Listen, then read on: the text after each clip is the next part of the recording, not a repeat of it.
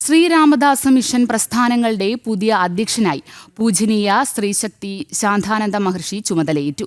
സ്വാമി ബ്രഹ്മപാദാനന്ദ സരസ്വതി തൃപ്പാദങ്ങളുടെ സമാധി തുടർന്ന് ചെങ്കോട്ടുകോണം ശ്രീരാമദാസ ആശ്രമത്തിൽ ചേർന്ന യോഗത്തിലാണ് അദ്ദേഹത്തെ തിരഞ്ഞെടുത്തത്.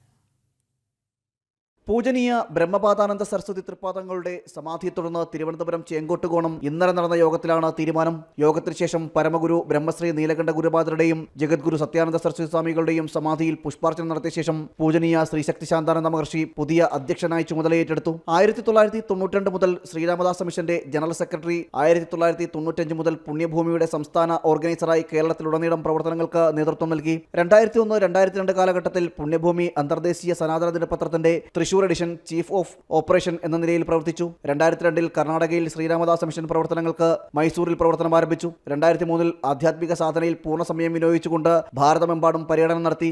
ജഗദ്ഗുരുവിന്റെ ആശയ സാക്ഷാത്കാരത്തിനായി കർണാടക സംസ്ഥാനത്തിന്റെ ചുമതലയേറ്റെടുത്ത് പ്രവർത്തനങ്ങൾ സജീവമാക്കി. തിരുവനന്തപുരം നെടുമങ്ങാട് താലൂക്കിൽ കാർത്തികപ്പറമ്പ് വീട്ടിൽ പരേതനായ കെ സുകുമാരൻ നായരുടെയും NS ലളിതാമ്മയുടെയും മകനായി 1961 ജൂൺ 25 മഹർഷി ജനിച്ചു. MG കോളേജിൽ നിന്നും സാമ്പത്തിക ശാസ്ത്രത്തിൽ ബിരുദവും സ്കൂൾ ഓഫ് എക്കണോമിക്സിൽ നിന്ന് ബിരുദാനന്തര ബിരുദവും നേടി.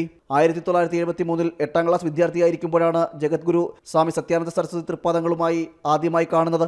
1975 ശ്രീരാമദാസാശ്രമത്തിലെത്തി. 2006 നവംബറിൽ ജഗദ്ഗുരു സ്വാമി സത്യാനന്ദ സരസ്വതി തൃപ്പാദങ്ങളുടെ മഹാസമാധിക്ക് ശേഷം സനാതനധർമ്മത്തിന്റെ സംരക്ഷണത്തിനും പ്രചരണത്തിനുമായി നിരവധി പ്രവർത്തനങ്ങൾ രാജ്യവ്യാപകമായി നടത്തി. ജനം, തിരുവനന്തപുരം.